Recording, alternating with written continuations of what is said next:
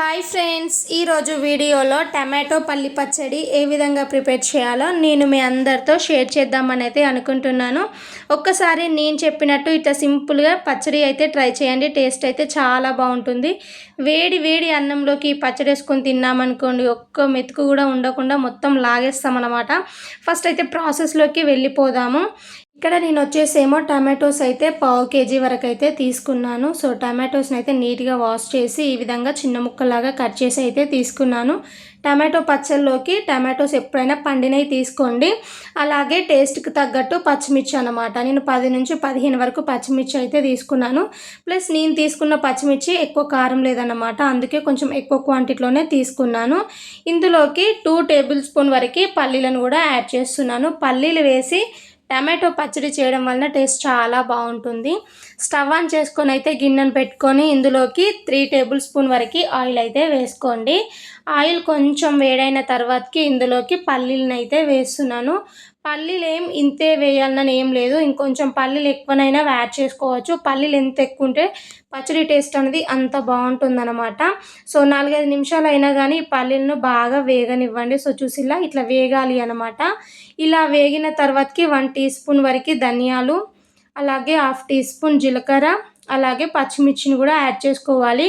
పచ్చిమిర్చిని ఎప్పుడైనా నేనైతే డైరెక్ట్గా వేయను, ఈ విధంగా తుంచి వేస్తానన్నమాట. ఎందుకంటే తొందరగా వేగుతాయి, ప్లస్ మిక్సీ పట్టేటప్పుడు కూడా కాస్త ఈజీ అయిపోతుందని చెప్పేసి. సో ధనియాలు, జీలకర్ర, పల్లీలతో పాటు మంచిగా పచ్చిమిర్చిని కూడా వేయించుకోవాలి. ఒక 4-5 నిమిషాలు అయినా కానీ ఫ్లేమ్ సిమ్లోనే పెట్టుకొని అయితే వేగనివ్వాలి.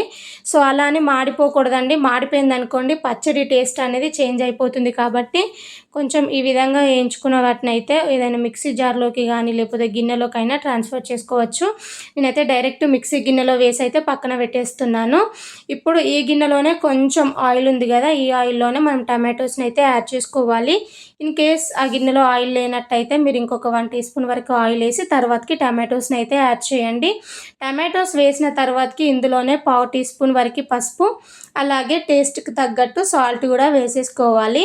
సాల్ట్ వేయడం వలన ఏంటంటే టమాటోస్ అనేవి మనకి తొందరగా మగ్గుతాయి అన్నమాట.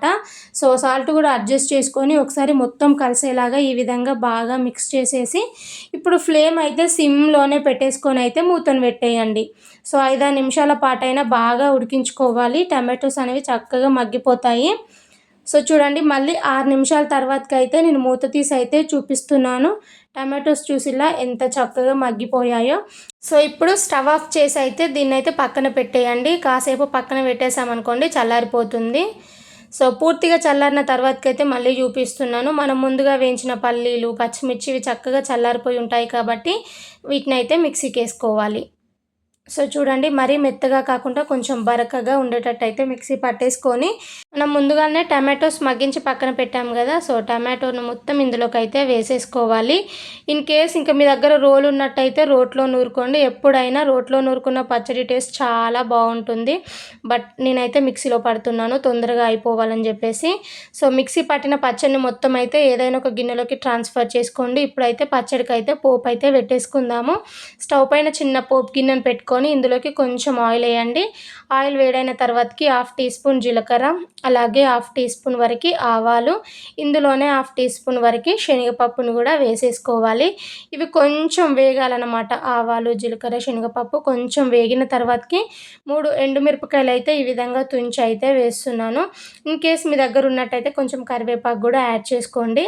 పోపు మొత్తం ఈ విధంగా చక్కగా వేగాలన్నమాట. ఇలా వేగిన పోపును మొత్తం తీసుకెళ్ళి పచ్చళ్ళలోకి యాడ్ చేసుకున్నాం అనుకోండి, ఫైనల్ ఇంకేముందండి, మనం ఎదురు చూస్తున్న టమాటో పల్లి పచ్చడి అయితే కంప్లీట్ అయిపోయింది. వీడియో నచ్చినట్టయితే సబ్స్క్రైబ్.